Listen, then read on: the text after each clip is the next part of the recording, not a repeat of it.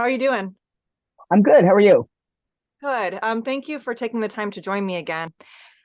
I was actually really struck by some of the things you said during our episode with the Pangburn team, and I was wondering if you'd be open to talking a bit more about you. I was so curious about some of the things you went through, even in your childhood.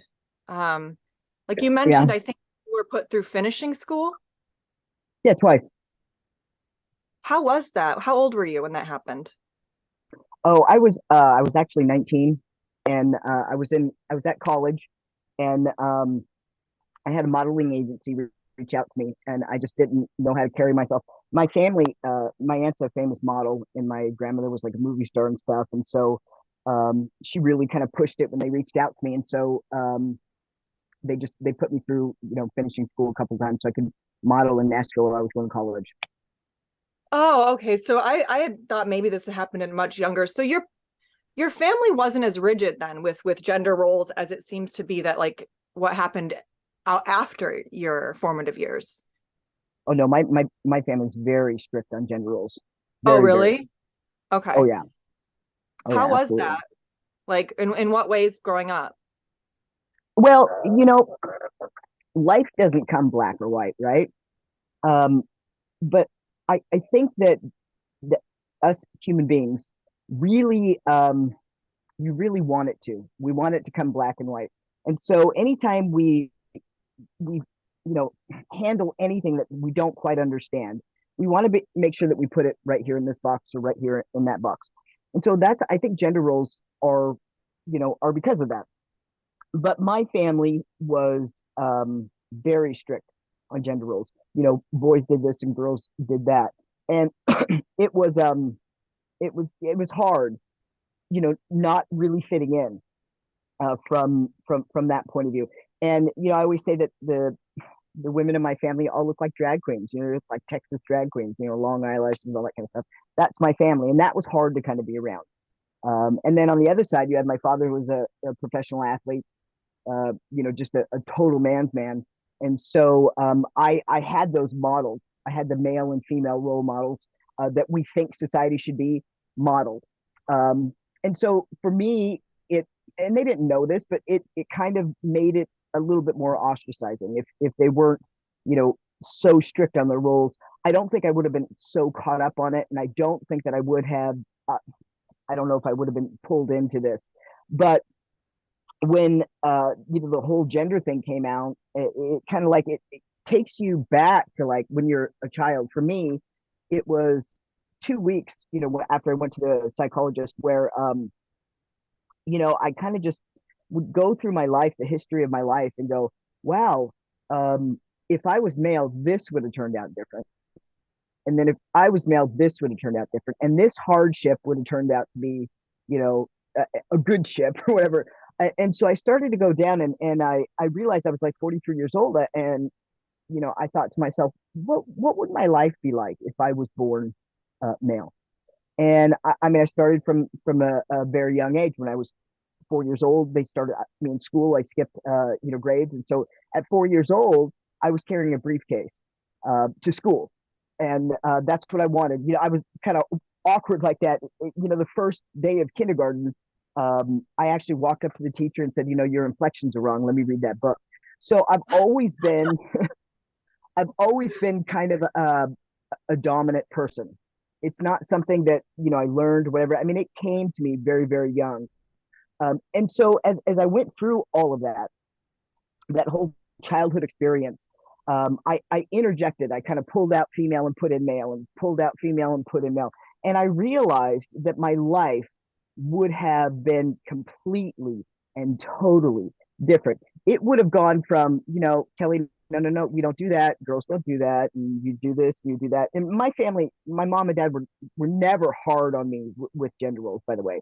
Um, but they did kind of align me and say, you have to do this and you have to do that, and we need to, because males and females are different in certain places. Um, but I realized that who I was at 43, how successful I was at 43, would not have even compared if I was male. And I went through that, thinking that, hey, you know what? Instead of just getting a college scholarship for soccer, I would have been a professional athlete, like my father. No doubt about it, hands down. He raced for Husqvarna after he, stopped playing for the Cubs, and he started. You know, he's just an athlete, and he won all these trophies. And then I remember when I was 11 or 12 and wanted to race, and he let me do it a couple of times, and I did too good. It scared him, so he pulled out. I said, "Why can't I do this?" Well, because you're a girl. And I went, "I know, Dad, but I'm really good at this." And he goes, "Yeah, that's why I'm taking you out."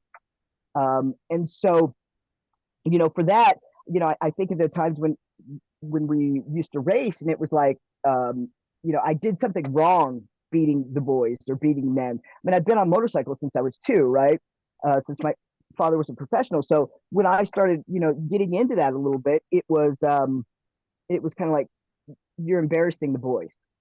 You're embarrassing the boys. You can't do that. You're embarrassing these men. Because I've always been very, very, very, very competitive, and so I go back to that and I think, well, I wonder, would I have been a professional motorcycle racer? Would have done this? I know unequivocally I would have been some kind of professional athlete, and then maybe I would have started in TV, or done opened a CEO, been a CEO of a company. Things would not have been so hard. So when that all came kind of fluttering down, it once I got over the embarrassment of when the therapist said that how long and I'd been dressing in male clothes, and I spent that 2 weeks just it was actually the worst 2 weeks of my life. But after that 2 weeks, after I got over the embarrassment of actually I was born in the wrong body, I went, okay, this is exciting. Maybe I'm going to fit. And here's the thing that really bothers me is that when I medically transitioned, when I started to look male, um, I did fit for the first time in my life. I did. You Um, saw a difference in how and people treated you. absolutely, absolutely. It was no longer, don't do that. And my wife's family, who never met me as Kellie, you know, they treated me male. So it was like, for the first time in my life, we would go to a wedding. Instead of the first thing out of your mouth, people's mouth is, so when did you know that you were lesbian? And your wife's beautiful. Or are you sure she's gay? She says I found the right guy. And so that whole conversation would be around that in that wedding. It went from that to, hey, what's going on? Let's go over here. Let's go over there. And I fit. And that's the problem. I mean, that's the problem, is that um, nothing's black and white. Males and females are different. But we're so far off the mark right now with allowing females and males to be who they are. For example, there are tons and tons and tons of feminine men that are straight. And there are tons and tons of super, masculine women that are straight. Now, we can speak in majorities. The majority of lesbians we know are more masculine, because you can see them. You can, but and then the males are more feminine. But it doesn't, it's not black or white. You see what I'm saying? And so the straight men that are feminine should be able to do that stuff. Gay men should be able to wear makeup if they want to, and wear a dress and do this and do that. You know what? Go for it. It doesn't change your gender, though. That's where you start to get into the process where it tears you down mentally. Well, that's when it Yeah. that's when it becomes regressive, Yep. because yeah, everyone should be able to, freedom of expression, be who you want to be. But the Mhm. idea that how you externally present yourselves changes your material reality is extremely regressive. And it's like, Mhm. what's wrong with being, I mean, I love, dominant, masculine, more traditionally, or like masculine women. I think that's empowering. But I was a little bit like that too as a kid. Did you ever find that you were ashamed Are of you a that? lesbian? Are you a lesbian? No, unfortunately, I'm straight. Um, Oh, yeah. I'm sorry. No, I'm kidding. no, I mean, I actually think that one of the clearest signs that sexual orientation is not a choice is the fact that straight women exist. Um, Yeah. I And would, I was thinking about that too. Somebody had sent me, a text that said, because I have T-shirts on my site, and they're starting to, the more we get this message out, and about in the streets, the better. I have one T-shirt that says, leave LGBTQ plus, leave kids alone, kind of a thing. And I got, you just need to do transgender, not the gay community. And here's the truth. It's the LGBTQ right now has turned into a recruiting agency, and we have nothing to recruit. We have nothing to sell. We're a soft place to fall for adults and adults only. And we have fallen asleep at the wheel, gays and lesbians, and we've fallen asleep at the wheel. We got the same sex rights, but we were fighting for the lesbian couple in Florida that she wasn't able to see her dying partner, and there was a guy that was dying and hadn't seen his evangelical family for 40 years, and then they showed up when he was dying, kicked the partner out of 40 years. That's what we were fighting for. We were fighting for like taxes and human rights. Yeah, just that's what we were fighting for. And there was so much money attached to it because it was, in my opinion, it was a righteous mission, right? Well, how we did that is we spent 50 years telling everybody that we're not going to go after kids. That's not who we are. That's not what we are. And it's not, again, we can't speak in black and whites. Not all gay people in the LGBTQ plus right now is like this. And, but the majority who is represented now in the LGBTQ plus are all of the people that the righteous gays and lesbians, the ones that really fought, the right way. They pushed those people down when they were fighting, the whole, perverted stuff or the, pride stuff. When those people were in charge, the prides were better, all this kind of stuff. It was always a fine line because it's about sexuality, right? Who you like to have sex with. But once we got that, everybody fell asleep. The normal gays and lesbians, started in, suburbia and did this and did that. Yeah. And then all of a sudden we have, 27 million flags. We have, we're infiltrated into the school system. And you have to ask yourself why. And the why is this, is before I medically transitioned, before I became an activist, I sincerely never read news, never read politics, never in activism, because I always thought that if it's something that I'm going to get involved with, it's going to be something that I'm going to be able to change. I'm not just going to talk to people and absorb this information just so I can sound smart at a dinner party. It's just not who I am. My ex-wife used to say that to me all the time, kind of make fun of me. You need to watch the news. And, I'll watch it, when I'm shaking the earth because I'll be on it, kind of a thing.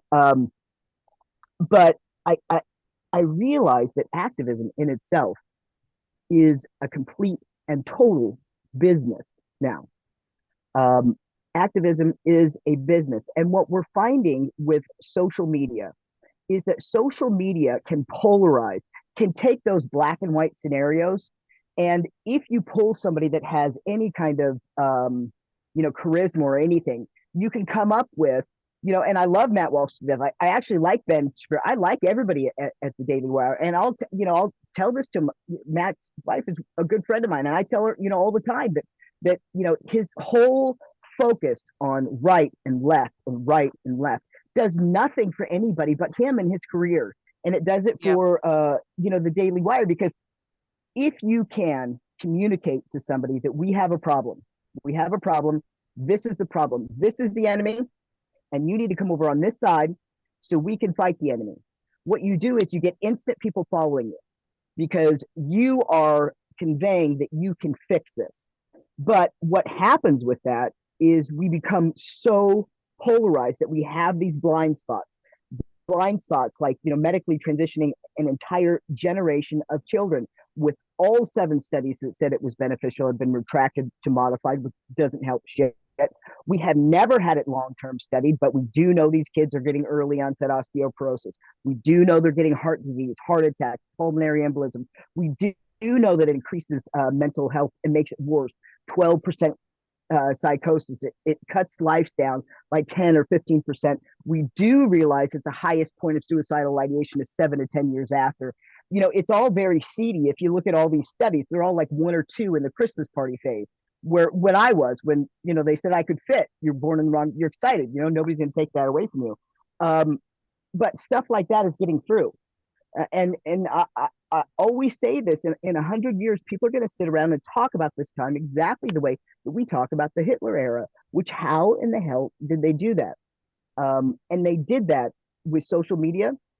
They did that with complete polarization of the CNNs and the Fox News and all those people. Because where do you see a moderate person within politics and within activism?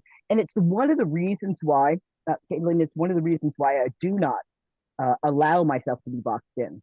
I don't allow myself to be boxed into detrans. I don't allow myself to be boxed into homosexual, Republican, all that kind of stuff. And I do that, and it's the reason why I've been effective in the last 4 years. It's the reason why I got the first article in mainstream media. It's the reason why I'm able to jump across the arena and help people. The problem is that when you belong to no community, I don't have help, because if a feminist wants to help me, then she's going to get attacked. Well, she still thinks that she's the male, even though qualified for detrans all the way around. I'll never say that. But if I did, I'd have tons and tons and tons of, I'd be able to just, flourish. And then at that point, what does it become? It becomes a business instead of a mission. And so for me, understanding that means that I'm effective. It also means I'm kind of standing on my own, because I get attacked everywhere. So, Um, yeah, I 100% agree with you that this like polarized tribalism is so detrimental, and it's I mean it's exacerbated this entire situation because we literally live in two different countries where like I come from a liberal bubble. I'm no longer, I consider myself politically homeless, very much like you. I do kind of mhm. lean feminist, but in terms of like a political ideology, at this point I just say I don't know. I just know that like this is what I'm fighting against. But I've tried so hard to wake people up in my bubble, and it's just like if they don't hear this information from me, they're literally not hearing it because it's not in the Washington Post, it's not in the New York Times, it's not on CNN, it's not on MSNBC. And then I am interested because you brought up the feminism, and then in our chat on Callin, you had said that you're not a feminist. And is it in the same way you're not a feminist, in the same way that you don't align with a political party? Is it a rejection of ideology? Or is there something specific about feminism that you are reluctant to? You know, um, I'll tell you that anytime, and I actually didn't realize that you were a rad fem. I probably wouldn't have done the Oh, podcast with you, really? honestly. Oh, that's No, fine. and it's not because you're not a wonderful person or whatever. But the biggest attacks that I have gotten are from feminists. Just really Okay. horrid stuff. Like Um, what? I want to well, hear. there's I've had articles written. There's go online. There's videos of like hours of bashing me, making fun of me, and just tormenting me. And I got a couple of death threats right around this time. I don't know who did it, but Well, that's disgusting. yeah. And so you know I realized that being included in anything with feminists, there's so much passion there, and whether or not they want to admit it or not, is I look male. And when you look male, you get treated like a male. When I look male to a feminist, they're going to think it's, male. They don't, I'm a female, but I don't look like one. And so it kind of puts a mark on me as it is. There was a conversation that I did with a feminist that wrote me this nasty email, um, and basically said, you need to detrans. You're still delusional. You need to go by your other name. You need to detransition. I wrote something back that just said, listen, I'm almost 50 years old. I almost died. Medical transition is incredibly hard. I haven't been on testosterone for 13 months. I don't care what pronouns people call me. I know that I'm a biological woman, um, but I don't have it physically in me to go through any more surgeries, to change my name once again, to claim something that at the end, you know, I'll be in the grocery store, constantly going, it's Kelly, it's she, and so I did, and I wrote a very sincere thing, and she sent something back to me that I don't remember what it was, but it was flabbergasting that I detailed everything that she was telling me. And she sent that to me, and I sent her an email back and, told her to fuck off. And she like CC'd thousands of feminists, and thought that would get me. So I just wrote back this big long, essay. Apparently, you don't know what fuck off means. Fuck off means don't contact me anymore. Fuck off means, I did it all the way down. And so after that is when I started, and I don't know who did it, but I started to get death threats and stuff. I don't work with feminists because of that. Well, I will say I have a big issue with the gatekeeping that goes on in some feminist circles. I the reason I no, go ahead. What were you saying? Well, the thing that boggles my mind is that the way that I have been attacked by some people, if you were on those chains, um, it's not cool. And believe me, I've said some mean things to people. I'm not perfect, but and I'm not saying I am by any means at all. And neither is anybody else. We can say stuff that's horrible and then kind of go back and go, I probably shouldn't have done that. But and still be nice people. But what I find odd is that when those feminists start attacking me, other feminists don't stand up to them, and it boggles my mind that feminism is basically empowering women to stand up to themselves, to not be abused. But it's okay if a feminist abuses somebody, and then the natural reaction for females is to do nothing to the dominant. So in that community, I piss off everybody, but from what I see, that community, nobody stands up to the bullies. So there's no progression there at all. With women's rights, and because you should be able to stand up to bullies, period, whether they're male or female or trans or not. Yeah, I've seen a lot of that, especially with, and I don't necessarily agree with everything that Kellie J. King says, but I'm grateful for her into being in this fight, and I think she does excellent work, and I think she does very important work. And I've got a working class background, like, I mean, I was poor growing up, so like seeing her standing up, and then seeing these sort of ivory tower elitist feminist like just trashing her left and right with what she was doing in the US. Did you see the Kellie J. King's tour? Any part of it? She did the Let Women Speak. She did a Standing for Women tour in the US, and it was one of the first times I'd seen any women speaking out. And then instead of celebrating any of these women, the UK feminists, the leftist feminists, were just trashing her because she had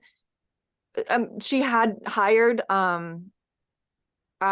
security because a woman had gotten her finger broken by a man.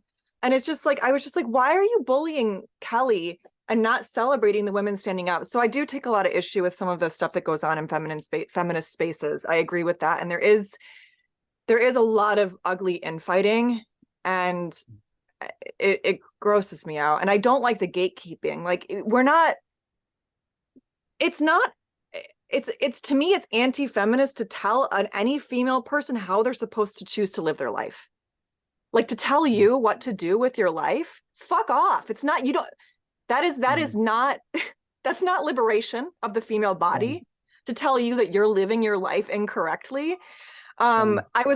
So thank you for enlightening me on that, because I was curious, because I was like, you were, I mean, you still are, in my opinion, a badass female, but like you were sort of the ideal of like second wave feminist of what she became, like you conquered it all. You really went there. And then to just see that, like, you had a moment where like you went through trauma, and to see you get bullied for that, that's not my feminism. No, but keep in mind, it's the reason why I'm effective is because I do not allow myself to tie to any community. And it comes back to basically that activism is a business. I never realized that. And you have heavy hitters within activism. Now, if you're a heavy hitter in activism and somebody else is a heavy hitter in activism in the same thing, then there's not camaraderie there. there is basically, this person doesn't like this person because they're being successful. And unfortunately and fortunately, I am able, and I do reach across the the street or whatever. I do get new eyeballs, and I know how to communicate. And I've never been in activism, but I know how to express. I know how to get people to understand. I know how to get people from a looker to a buyer, basically understanding the whole thing. And because of that, the heavy hitters in activism, most of them don't like me because of that. And they make some whatever kind of thing that they want to ever come up with, and they attack me. I mean, you guys would be amazed how much I'm attacked. And it even goes to the detransitioners that feminists lift up. And then when they get to the point where they're like, hey, wait a second, I'm never going to look like a man. Um, I don't know what I want to do. I mean, do I want to look like a teenage boy for the rest of my life, or do I want to grow up, or those kind of things. And they decide, not because they're glad that they transitioned, but it's like it's too far gone. You can't say that medical transition is permanent and it's not for kids, and then turn around and say to somebody who looks 150% male that you can detrans. No, you can't. The truth is that you can get off testosterone, you can take estrogen if you haven't had that, and but you'll always look this way. You're always going to have a deeper voice. You're going to have to do that, and giving people some kind of option to do that, right? But that doesn't fit the narrative. And so when we have activism the way it is now, um, if you know what you're doing, if you can get in with the community, if you have charisma, you can make a lot of money at it. You can, travel around the world and do that type of stuff. But unfortunately, with the medicalization of children, the only way we're going to stop transgenderism, the only way that we're going to stop this madness, and I can't seem, people are starting to understand it now, is that it has to be a united front. I said, a couple of years ago when feminists got mad at me because I started getting in the papers like, they're just listening to her because she looks like a man or whatever. So I didn't have that. And then, I oh have yeah, buddy. read some articles. And then, so the feminists, I would tell the feminists, we need each other. We need each other because the the fact is that people think this is about human rights. They're blanketing on this exactly the way that we got gay and lesbian rights, and it's a completely and totally different thing. And so to remove that word bigot, because when you remove that word, if we have 100 people in a room, we have a feminist, we have a transgender person, we've got a gay person, we've got a female, we've got a male, we've got evangelicals, we've got people that believe in conversion therapy, we've got people, Democrats, liberals, all the way around. And when we all go up and talk about the travesty of the medicalization of children or how transgenderism hurts, you cannot use the bigot. It's kind of like we're all here. We're all here. So now let's talk about truth. And that's one of the things I do. Like I got attacked for working with Matt, and I worked with Matt, and now I don't work with Daily Wire anymore. The eyeballs are gone. I'm not going to keep doing that because we have gotten, there. Now I need to go over and start doing something on the other side. So I'm gradually going from one community to another and educating people, with opening their eyes and then moving on. And, I got tons of crap for working with him. Well, look what's happened with the medicalization of children, with that. If I didn't do that interview with Matt, he wouldn't know the travesty of children.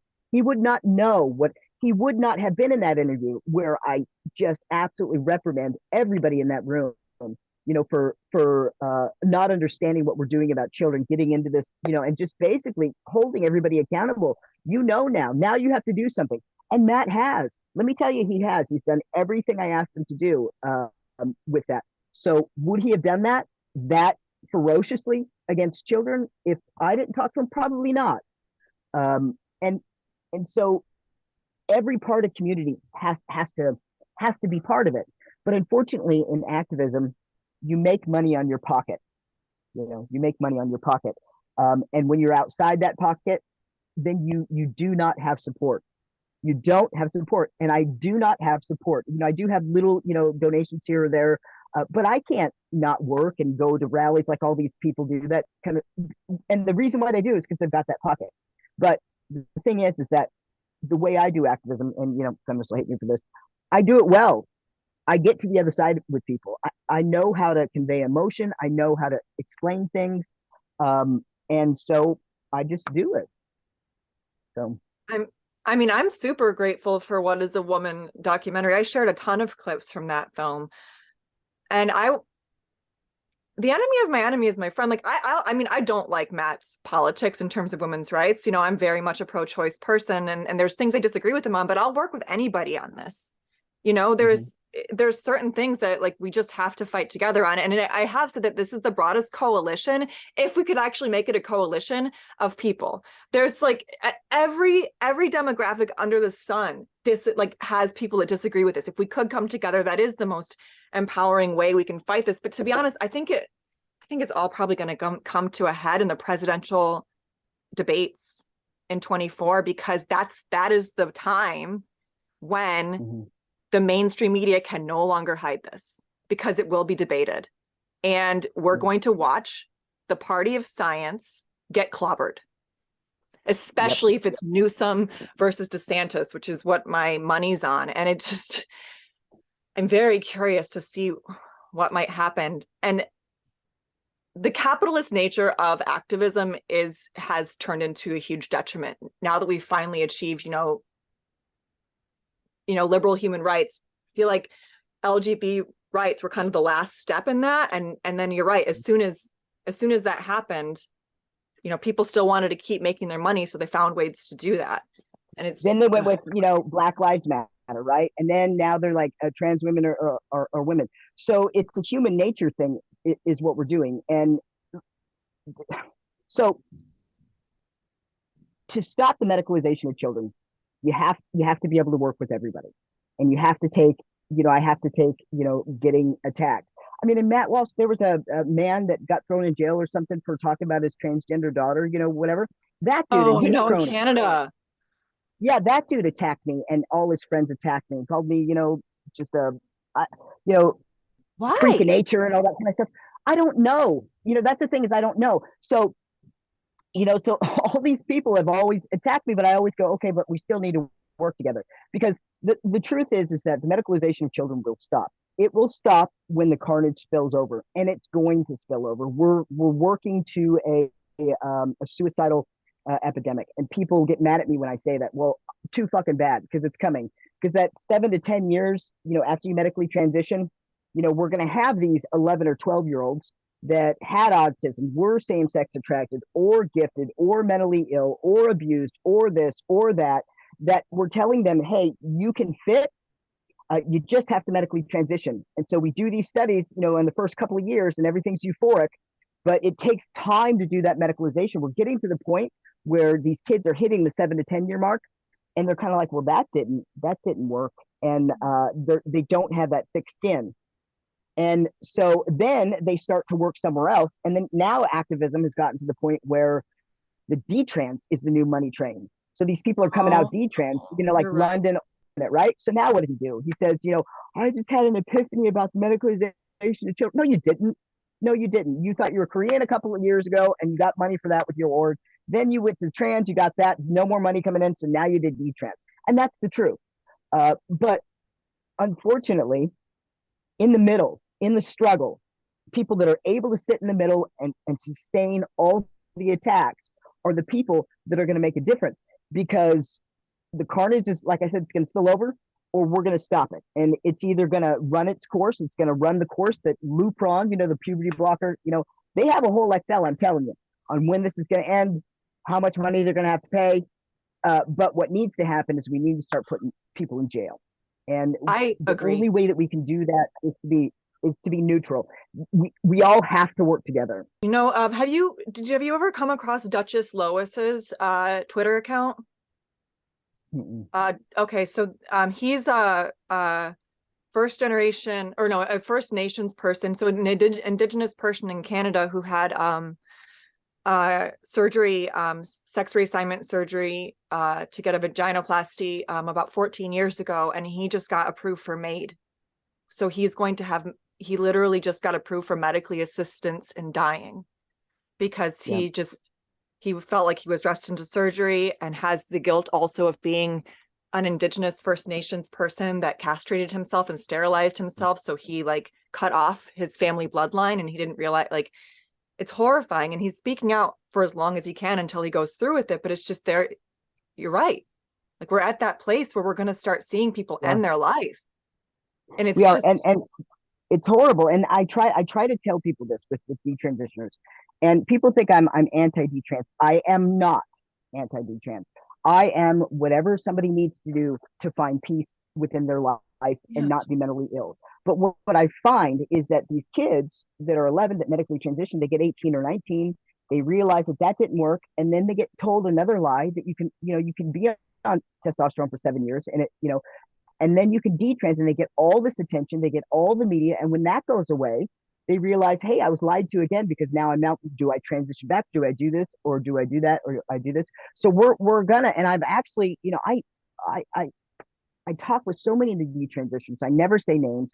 You know, a lot of them aren't doing well, and it's because they didn't have that security of, when I was growing up being different, at least I developed that thick skin to where I got to be, 24, 25, and went, hey, I don't fit in, but guess what? I can communicate really well. I'm a badass woman. I can, men have respect for me because I demand it. And I was never a feminist, by the way, because I never thought that there was any issues with women's rights, because I, at work, was always in sales. So you ate what you killed. All the men loved me, but I didn't realize it was because, I sold so much. And after I medically transitioned, I kind of went, wow, yeah, men don't treat women very well. But anyways, so these kids are getting to the place where, they're going from one addiction to another, to the spotlight of detrans. And it's the reason why I do sometimes, but it's the reason why I don't lift detransitioners that are under 25 or over 25 that have been detrans less than 3 years. And the reason why is because they are still going through that addiction, and it does not do anything for them. I've had detransitioners call me, and they have all these pockets of friends, feminists of friends, and they, well, I think I might transition back or whatever. And, everybody just, I don't have any friends anymore or whatever. And I always say, what about the human condition? What about that 11-year-old that we told that, you can fit in? And then at 19, you said that, hey, by the way, you can take testosterone for 6 years and still look like a female. And then they come out over here and they don't. And, so everybody's calling them she, on this and in interviews and stuff like that, but they go to the store and it's, he for the rest of their life. What about that? What about helping that person from a from a humanity standpoint? What is the best for this person? And without trying to, attack them. And let me tell you, I've done some real shitty things too. I mean, especially going through all of this and the trauma of this. I am by no means perfect at all. I've caught myself just being absolutely rude and mean, and somebody's getting attention or whatever, and I get jealous. I mean, I'm just human nature, but I try to pull back from that and just go. Somebody else is successful in portraying this message and can get new eyeballs, and that's the important thing. But it's not like it doesn't hit me. I'm competitive. If somebody gets, I'm like, oh, well, they're not. And we got to get past that. Somebody else's success. I tell my kids this all the time, that somebody else that is successful, it has nothing to do with your worth or your success. Somebody else's success is not, it does not catapult you into non-success. It doesn't catapult you into success. Other people's success, you celebrate that and you focus on your own. And that's really hard to do in activism. And so, I'm by no means perfect. I'm an asshole too, so sometimes trying to do better. Well, you're right. It's human nature. And I don't think social media helps with it at all. When I find myself getting in that place, I'm like, I know it's time to put away the phone, read a book, do something that takes me out of this, like, But you bring up a couple really good points, and it does seem like it's almost like these kids who transition and then detransition. It's like they have two different relationships happening with, like, on a mass scale of narcissistic abuse, where they get love bombed into becoming Yep. trans, and then they get horribly abused as soon as they leave, and then they get love bombed on the other side by, you know, the rab thumb circles or whatever other spaces. And there is these, I think it is really, really astute of you that you have those, that you keep your you keep your phone on for them to call and to be there for them, to support them, but have those parameters where they have to be 25 and have detransitioned for this long. For me to And you talk also, about, yeah. Yeah. yeah. And you also bring up a really good point where we're and now I have a question, because I heard Richie talk about this before, which I think you probably know who Richie is, or Tulip, who's done some interviews in the UK. He's sort of in the process of detransitioning, but there comes a point where, like, your endocrine system is fundamentally changed, and you can't really, there's certain hormones that you need now as someone who's no longer trying to detransition, that you can't fully detransition because your body is fundamentally changed. Especially with children that are put on blockers and then put, like, they literally can't detransition fully, right?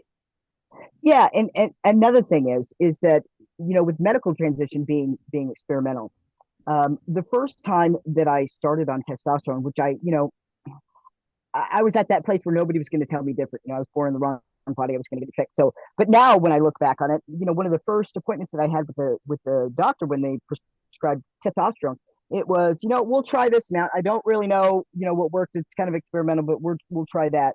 And I remember the dose that he gave me was, as I was looking, was significantly more than what males get. And I questioned him about it. And he said, well, you know, when you're medically transitioning, your body is producing estrogen. You want to be a testosterone driven body. So we've got to give you twice, three times, four times more on this side, you know, to make this one submissive, you know, whichever way, and then have this one take over. And then, you know, we can get everything taken out. So it's not just detransitioning. It depends on what, you know, how you're doing it, but it's very hard on a body. Medical transition from a mental standpoint is very hard on somebody. It's very hard on them physically as well. It's spiritually as well. It is a huge, huge roller coaster. And when you get to the end of it, you feel, not everybody, we can't talk about everybody, but an enormous amount of people, and I don't think people realize, an enormous amount of people realize that it didn't help anything. It caused more issues, but I did it, and how embarrassing, and what do I do now? And so they end up just, you know, being worse for wear, you know, at that point. And they want to grab onto something that's going to make them feel better, because this is an addiction. Medically transitioning for that long, it's an addiction. It's kind of like the carrot. I'm going to fit, I'm going to fit, I'm going to fit, you know, and then you get to that point and that carrot's not there. Well, it's human nature to try to do exactly what we did to get there, but in reverse. I'm going to detrans, I'm going to detrans, I'm going to detrans. You get all this stuff, and, you know, you're a believer, and then you get to the end of that and you realize, well, that didn't make me happy. And then you have to go, what can I do? What is it? What is it that makes me feel good to you know, at this point? It's one of the reasons why I like Stella O'Malley and Sasha Cohen, because I 4 years ago they reached out to me because I was getting attacked by, it was actually a feminist attack. I've had like four of them, and they reached out to me, and they just, you know, to see if I was okay, and they were one of the first females, and then also fourth wave, Maria at fourth wave too, um, that I was just like, I don't want to detransition. I don't want to do that. I mean, I might stop taking testosterone or do whatever, but it's so hard on a body. At some point, I just have to go, you know, I've done this. It probably wasn't the right thing to do, but it's a decision that I made. I should have accepted who I was before. I should have done all this soul searching before, but I didn't, and it hurts and it doesn't feel good. And Stella was one of the first people, you know, therapist, you know, she's not my therapist, just my friend. It was kind of like, I get that. And so, you know, Jen Speck has this, you know, beyond transition, which is beautiful. They talk about, detransition. How do we re-enter the world that is not black and white? How do we re-enter that world? What is it the best for you? What is it if you detrans, you lose hair? Where do you go from there? It's one of the reasons why I really, really like that organization and Stella, because they don't come at it from a black and white. And believe me, she's gotten attacked by feminists too for that. But that's the kind of stuff that we need. We need people to like look at the person that is emotionally broken, and you are, and it's hard to admit that you are. It's emotionally broken, and just go, this is not about me. This is not about me. This is about you. I can tell that you're broken. I'm broken too. Let me see if I can help you. And so I do this thing with these transitioners. People don't realize the stuff that I do. That all these detransitioners that get lifted, probably 80% of them reach out to me. They talk shit about me, and then they reach out to me when they start to fall. And we do this thing where I've come up with like a calendar. So anytime anybody, either famous or not famous, do transition, and they talk about transitioning again, I just, I get them this calendar, and basically, I send them a calendar and just say every day write down, today I would retransition, and this is why. Next day, today I would not transition back. I would stay here, and this is why.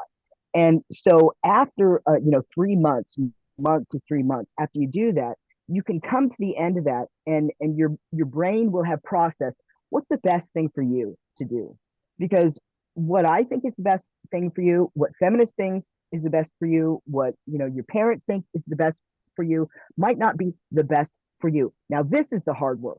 And I tell them that this is the hard work. You have to sit in that uncomfort for 3 months, and I had to too with what I wanted to do. But to basically go through that thick skin on turbo speed.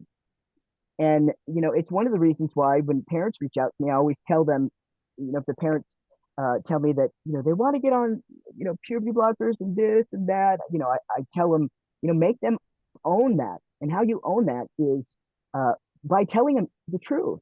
And the truth is that, there's a small portion of people that do medically transition, and it does help them. It does enhance them. It's not life saving.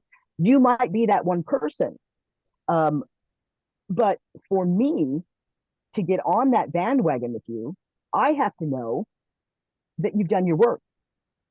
Instead of just, bombard. I tell these parents to do that, and have your child every week come up with positives and the negatives of what medical transition will do for you, and tell them that every Sunday we're going to sit down and we're going to go over the positives and the negatives about medical transition.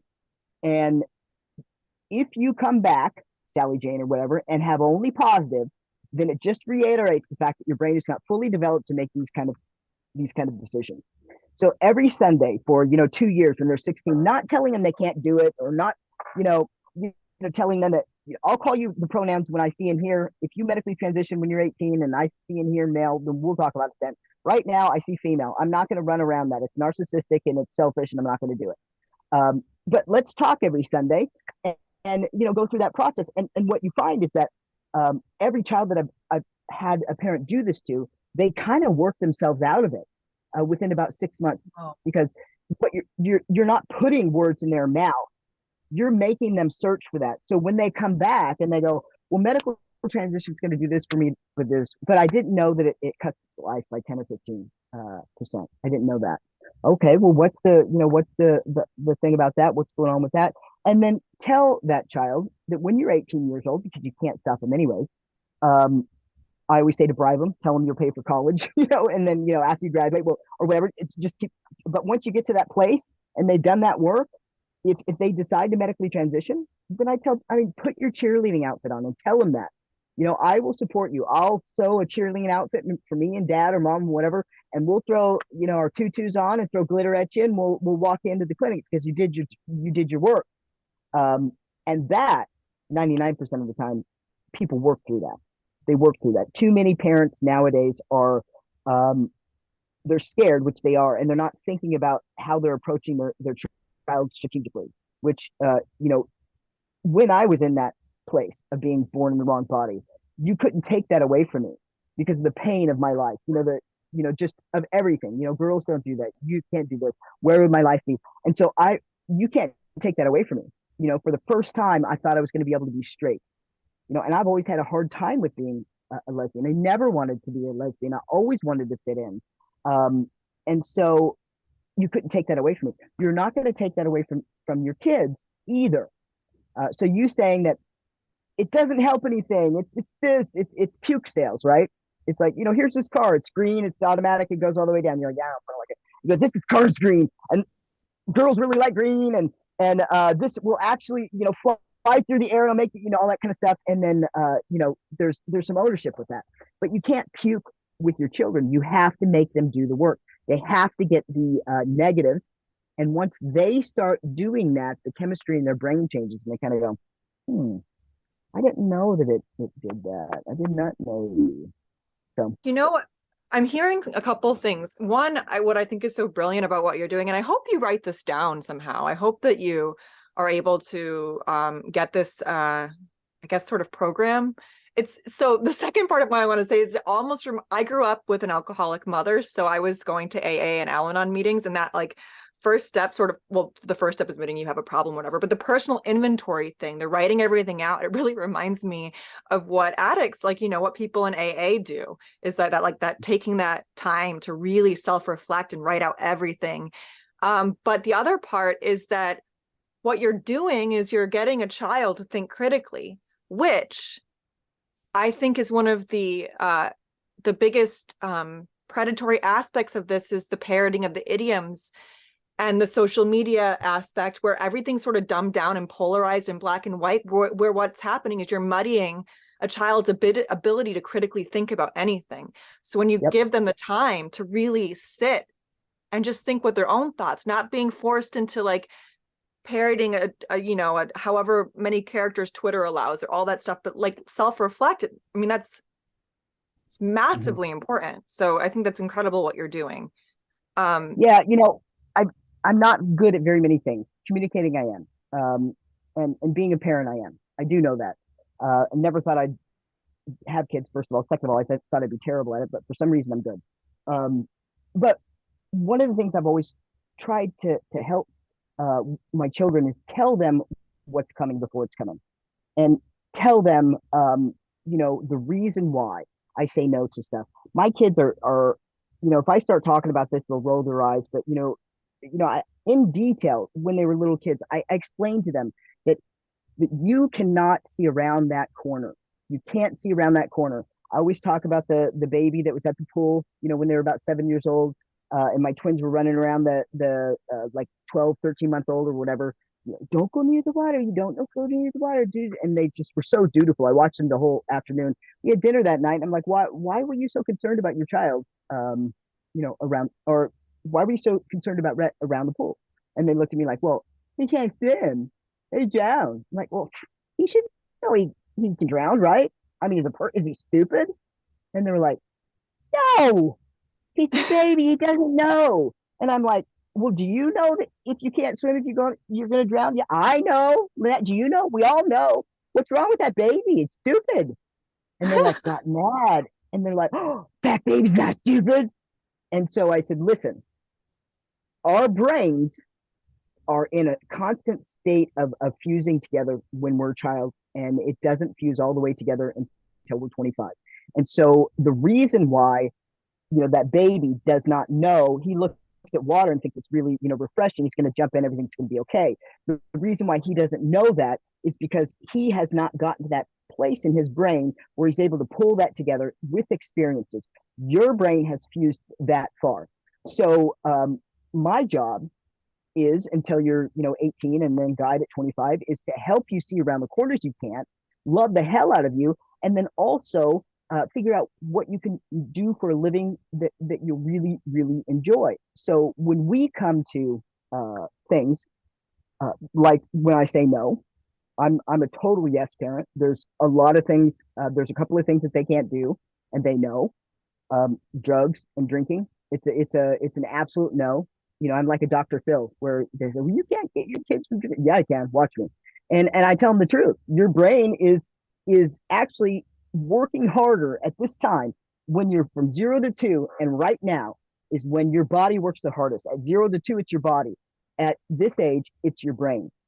Your brain is trying to fuse together. And if you throw alcohol on it or drugs on it at this place, you're not going to reach full maturity. You're not going to be as smart as what you are. If you're 18 or 21 and you want to do it, I don't care.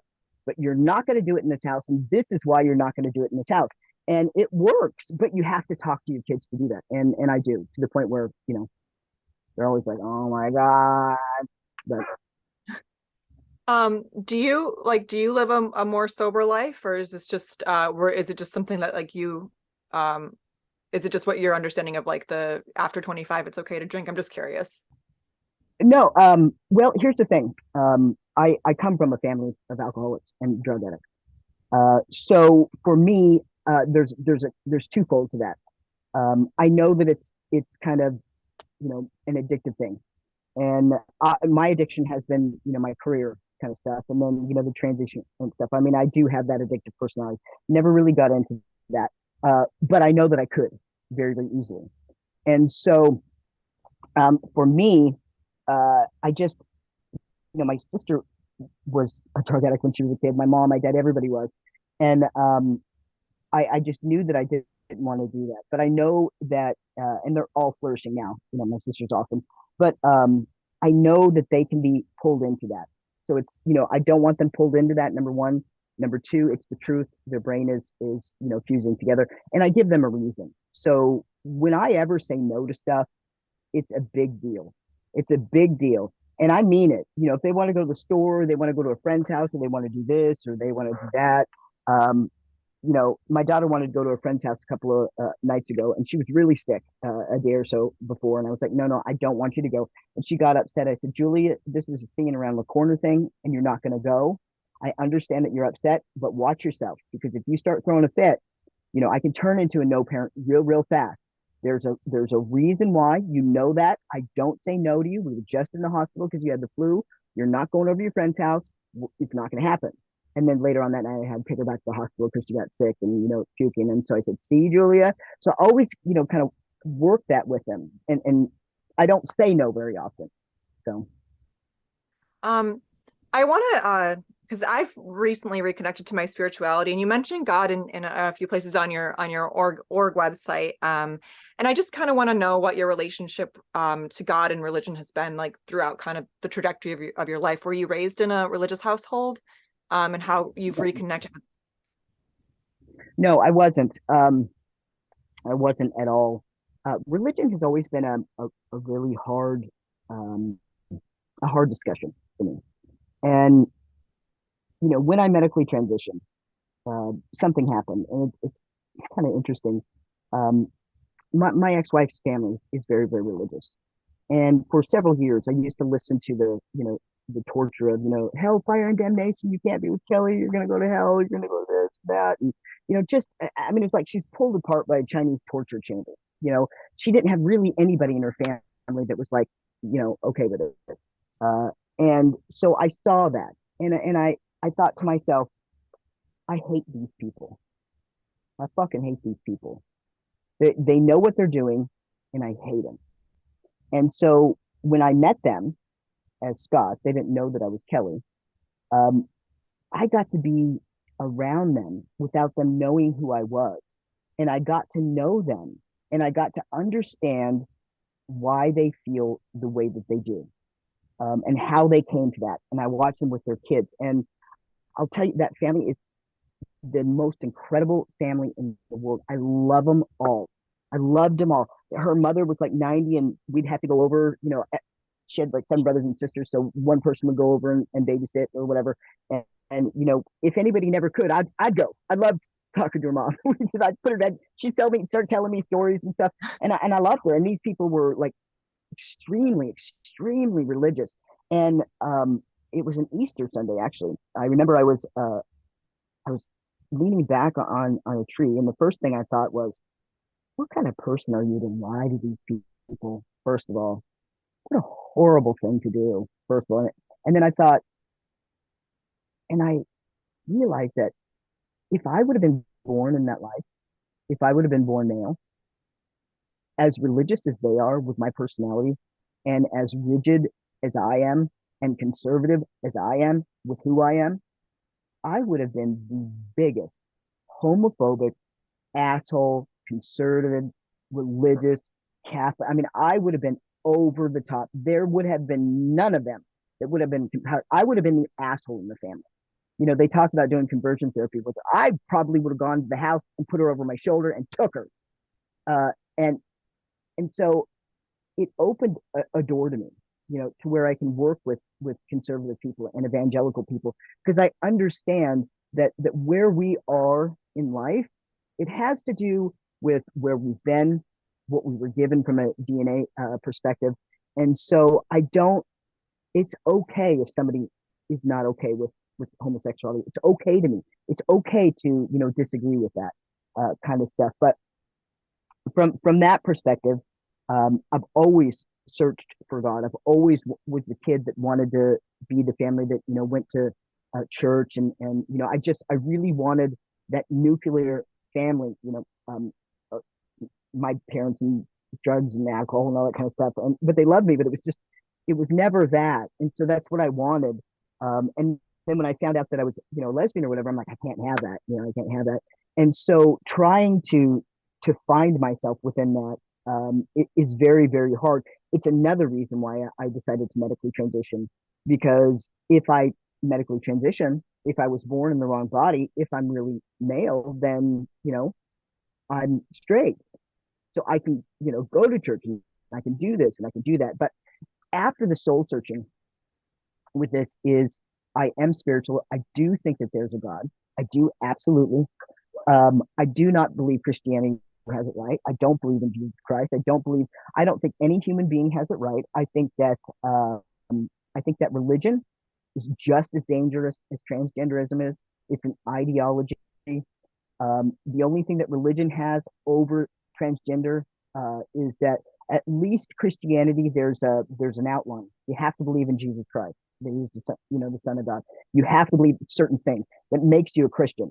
Now, being transgender, well, whatever. There's no rules, and that makes an ideology really, really dangerous, because even with those rules, you can kind of mold Christianity however you want to. So for me, I know that there's a God. I absolutely do. I'm not a Christian at all, and unfortunately, I some of the worst people that I have met are Christians, honestly. So Oh, it's true. I mean, yeah, any two. I had a I had a woman reach out to me a couple of weeks ago, and she wanted me to do a podcast. And I say that I work with everybody. Um, and I said, sure, let me look at your site and let's do this. And I declined to have a podcast with her. And she said, why? And I said, well, because your main focus is homosexuality, and that it's wrong, and that it's conversion therapy, and you were a lesbian and God fixed you and all that kind of stuff. And I said, I don't believe that, number one. Um, Number two, it's your sole focus. And she said, well, you work with Candace that believes the same thing, or Matt or whatever. And I said, yes, but it's not their sole focus, and that's your sole focus. And I said something that probably hurt her feelings. I didn't mean to, but I said, reading your website, reading this whole journey for you is about proving yourself right, is about proving that you are not a lesbian and that God cheered me. So you want me on your show so that you can basically say, see, I was right. All, gays and lesbians are horrible, or it's, and she sent something back to me that, well, 90% or 95% of all lesbians have been, sexually assaulted or raped. And I said, see, that's why I'm not going to do this podcast, is because you're validating yourself, number one, and shame on you. You're an evangelical or whatever, and you should hold yourself more accountable to stuff like that. But exactly what you said right here is the reason why I'm not going to do this, because this has nothing to do with saving kids for you. This has nothing to do with helping transgender people. This is about having me on so that you can be right. It's about fulfilling what you need, and that's why I said no.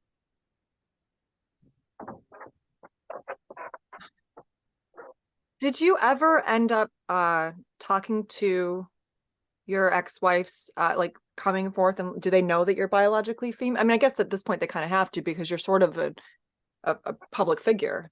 that people know about? Yeah, I don't know. I don't really know what they do or what they don't. For me, it was I don't know, it was just too much. The medically transitioning and the lying, it was too much. I actually left my wife. People think that she left me. I left her. It was too much. It was a total focus on making sure that I fit within her realm, and I just thought it was cruel. It was cruel what we did to her family, and it hurt me really bad. And so just too much damage. I couldn't do it, and so no, I haven't. But let me tell you, I love them all. I absolutely love them all. I really, really do, from the bottom of my heart. It's so fascinating because you really seem to have somehow done the impossible in a way while like truly been able to walk in a different person's shoes as in your transition to be I able know. to Hmm. be to actually see the world from someone else's eyes, and it sounds like it really opened your mind in a Yeah. way and made you even more compassionate um than Well, you I had already my were. moments. Yeah, I had my I moments. mean, hurt people. You were traumatized. There's I'm the queen of I losing my know. temper, so I'm never going to I judge know, some but like. I'm trying to be better with that because I don't intend to hurt people yet. The PTSD, all of it is just kind of God, I would probably say like 6 or 9 months ago, um, I I was kind of scared that I could actually flip out. I mean, I could flip out. But I'm starting to get better with it, and as I find more strength, and more balance, I'm becoming more effective as an activist. Well, this has been an incredible conversation. So I always like to end episodes with what you'd say to someone who might be afraid to speak out right now but wants to, how you would encourage them that now is the time to stand up and fight. For who to speak out? Who? I mean, Who? most of my viewers are would be women, but I'd say to any American. But I guess if you want a specific, uh, the woman that's afraid, the woman that's afraid of being bullied into silence and has been bullied into silence and is afraid of being Okay, fair enough. smeared. Um, here's what I would say. My main goal is to kind of inject people with passion, um, take away any concern that they have that they're a bigot speaking about this. And through this process, within the 4 years, even everything that I've been with, there have been points. I remember when I did the first bill in South Dakota, um, there was a guy that stood up, that was I think he was a reverend or something, and just really dramatic, hit his hand on the table that these kids are going to kill themselves and you're going to be, and it got me, you know, even with everything I knew, it got me, and I sat there thinking to myself, am I doing the wrong thing? Is it just that it didn't benefit me, but it's really beneficial for, am I the asshole here? And it really stuck to me. And then I researched how many, kids in South Dakota killed themselves because they weren't able to medically transition. It was a big donut. But there are times during this where I think, am I wrong? Um, and I have all that experience back here. So I can't imagine what it's like for somebody not, medically transitioned, to have the kind of, cemented, have their seat cemented as much as I do. And so what I would say is that as a lesbian, as a, transgender man, as somebody that has done this, as a parent of two teenagers, that there is absolutely nothing right. The only black and white thing here is there is nothing right about medically transitioning children. There's not a sliver of, well, maybe this is okay or maybe that's okay. Everything about the medicalization of children is wrong. There is no right at all. So if you need that, take that from me. And I always tell people to throw me under the bus, or throw other trans people under the bus, because that's what will get people is people that are transgender that say this is wrong. And so I would just end with the fact that our children, especially if you're a mom, our children deserve us to adult better. And with this, we need to think of all of these kids as ours, because the only way that this is going to stop is if everybody gets up and starts screaming. It's a reason why I say screaming. It's a reason why I say calm, rational debate doesn't work, because it's not. It's not. We need fire to do this. You're right. It's one of the few things happening that truly is black and white. And I've Black said and that white. to people. Some people told me that I lack nuance, and I'm like, no, I don't. But some things are good and evil, and this is one of those things. It's just evil. What we're doing No, to it is. children is evil. I You know, and 100% agree. medical transition is cosmetic surgery. It's cosmetic surgery. Some people will benefit from it as an adult, um, but it's not life saving. It enhances, just like a facelift or a nose job or a boob job or whatever. Yeah, you might feel a little bit better about yourself, but there's nothing life saving about it. And but convincing society that it is, what happens? Well, we just open up a new $1 billion industry. Well, thank you so much.